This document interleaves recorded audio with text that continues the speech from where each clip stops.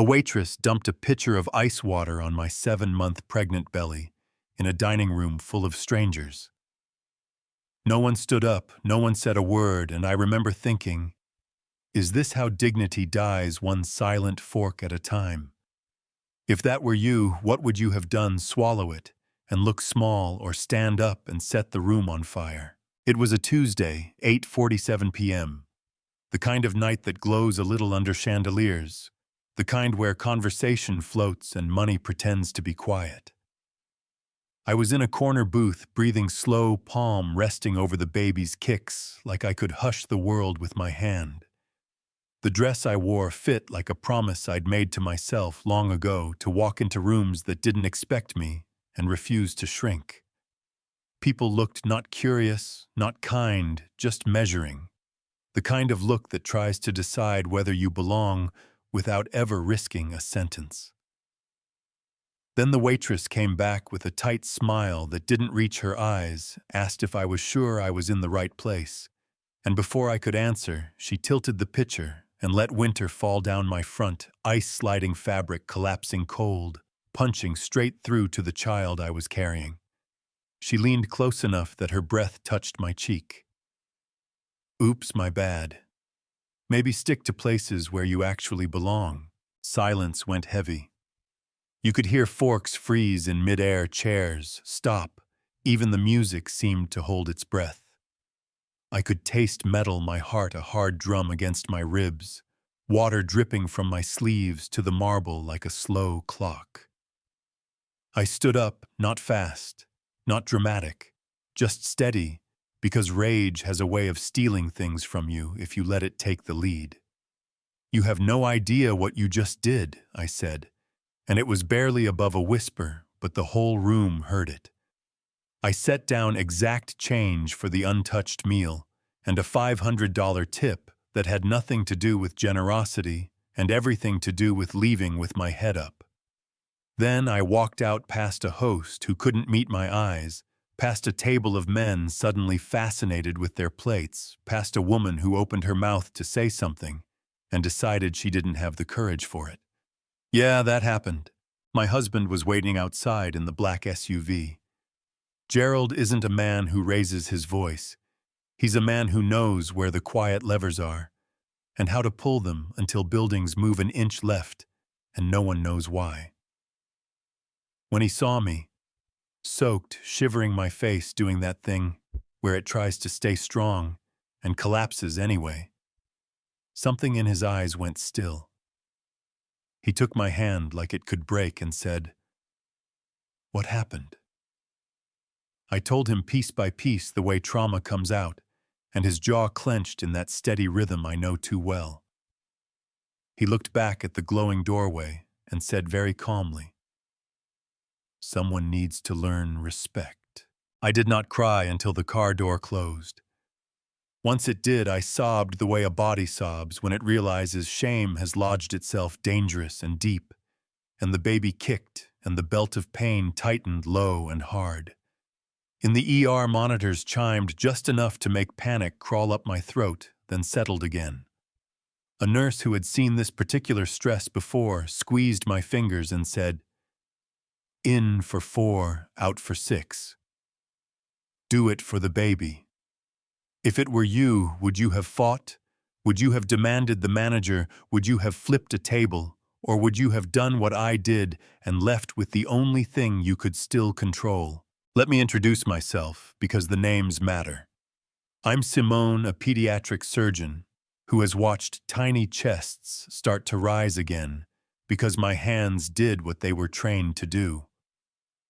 I am a daughter who learned to hold her head steady in rooms not built for her, a wife who married a man who climbed from nothing and learned the language of contracts better than most learn their own. And I am a black woman who has felt that electrostatic sting of being measured and found unwanted more times than I care to count. People decide who you are by what you wear and where you sit. I decided a long time ago that I would be who I am by what I do when someone reaches for my humanity with dirty hands. You know what I mean. By morning, while I tried to keep oatmeal down and steady the little kicks with my palm, Gerald was already working in that quiet way of his. He knows that city like a map he drew himself. He knew the restaurant. He knew the landlord, because 5 years earlier, his construction company poured the concrete under that kitchen, and through a tidy nest of shell companies, he owned the building itself. He knew who insured the restaurant, who serviced the refrigeration units, which security firm protected half the block. His. He didn't send anyone to scare anyone. He didn't need to. No violence, he told me, calm as a surgeon scrubbing in. But there will be consequences. I'm supposed to say I wanted none of it, that I asked him to let it go and be the bigger person. The truth is a hard place formed inside me that night, and I wanted her to feel it. I remembered the cold down my chest, and the baby's foot jabbing my ribs, and that awful quiet in a room full of people, and when he asked if he should press forward, I said yes. I want her to know it was me. He studied my face, weighed it like he weighs any plan, and nodded. Her name was Ashley. I didn't learn the details until later, but this is who she was. 26, single mom, 2 jobs, the kind of studio apartment that pretends it's a box with a window. She'd been passed over for a promotion and had let that rejection eat at her like acid, and over months she'd started aiming little knives at people who looked like they had what she didn't. Well-dressed black customers got the worst of it. She hid behind jokes. Management looked away because she could cry on command and play victim better than an award show. That night, I was the one she chose to cut. The video surfaced because someone always films the ugliest moments, and the internet always finds them. You can't hear the whisper, you can't hear the slur, but you can see the splash. You can see my face, and you can see the way she smiled as I stood up. It spread fast. High-profile regulars canceled. Tables sat empty like missing teeth. Gerald didn't need to push the wave, he just made sure it didn't break early. Then he pulled the quiet levers. Her hours were cut at the diner. The building changed hands, and the new management raised the rent in a way that would buckle anyone standing on one paycheck. Her car insurance reclassified her after a review no one could quite explain. She fought each blow with customer service calls that went nowhere, and tears that burned like battery acid. Meanwhile, I was seeing the doctor more breathing through cramps that pretended to be nothing, and sometimes weren't telling myself I was fine, telling myself the monitors didn't mean anything.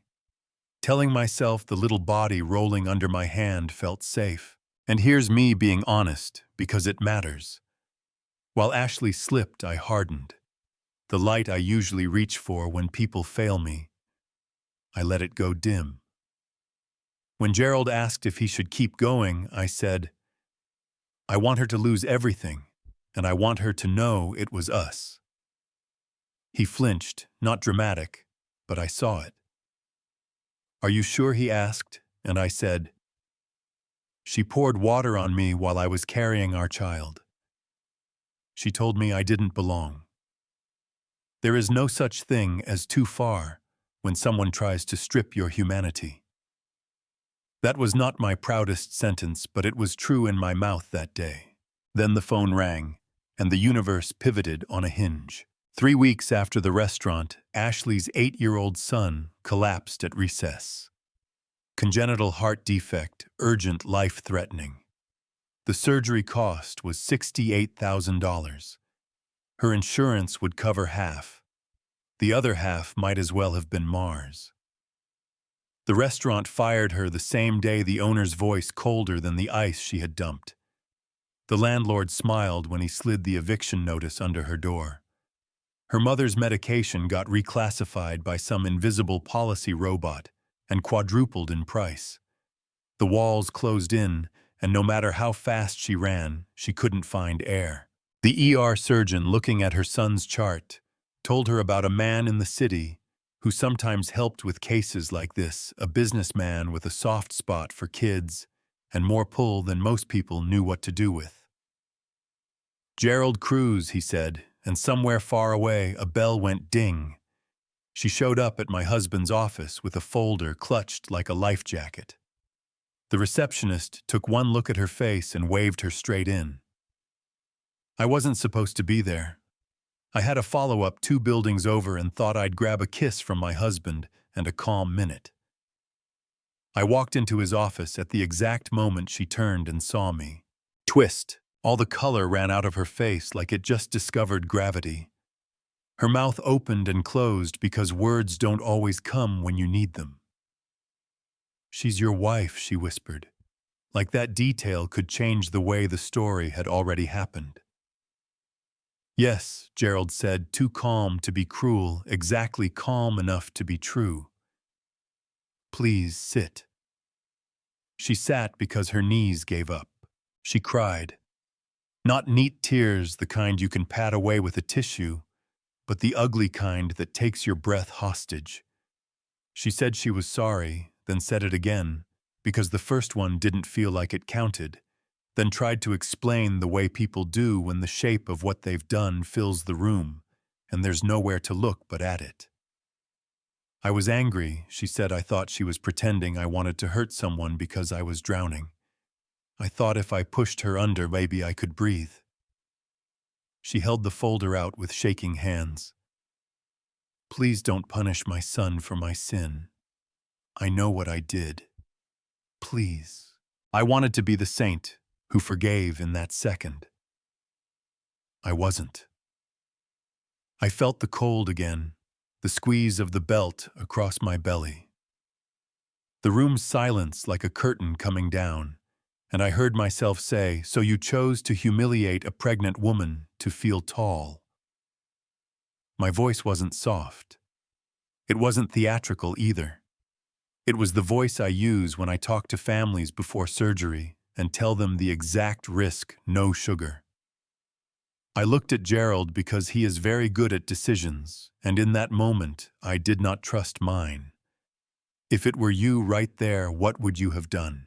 Gerald leaned back and watched her the way he watches a blueprint he's about to trust with weight. "Your son's surgery costs what this has already cost us in cancellations, stress, medical bills." 68,000, he said. He let the number sit heavy. "I will pay it. And you will accept that you are not buying forgiveness, you are buying a chance to change who you are. Do you understand the difference?" She nodded like nodding could be prayer. We paid it. The hospital called the bank, confirmed the surgeon came to shake my hand, though I wanted to go quiet. Then we waited. 8 hours is a lifetime when a child is in an operating room. Time didn't slow, it dragged like a net, and we got caught in it together.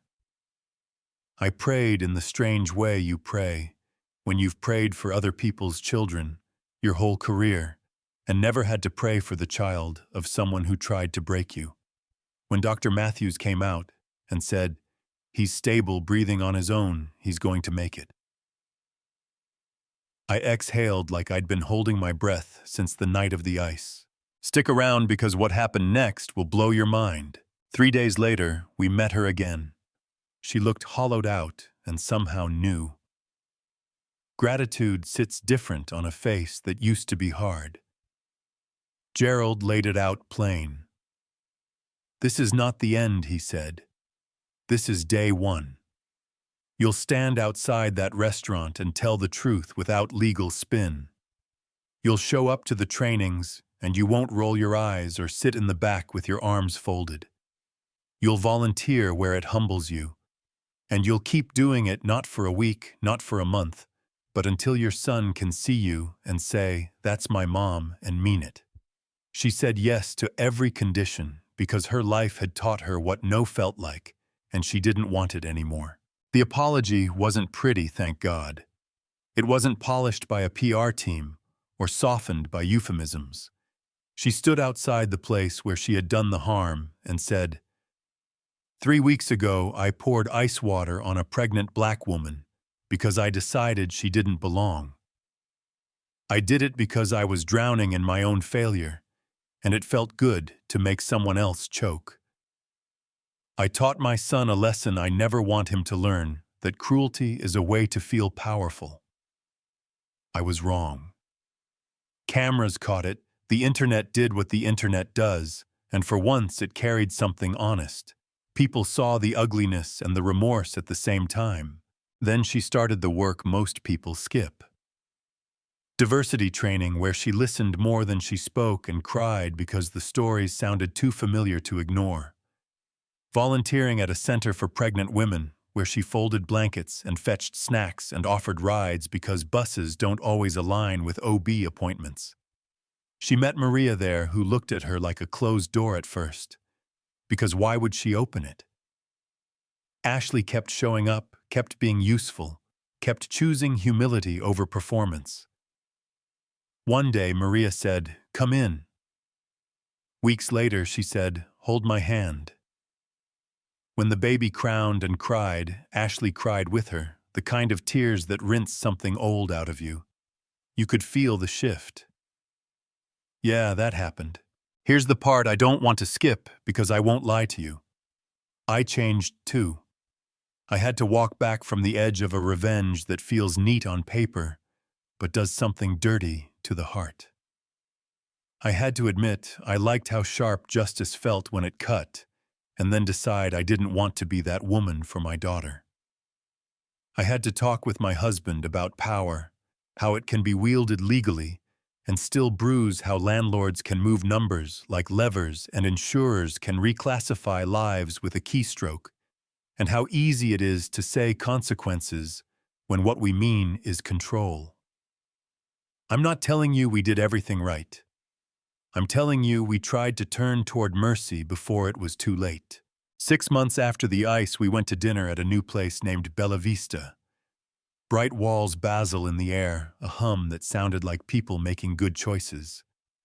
We handed our babysitter a too-long list, then brought the diaper bag anyway, because babies have their own plans.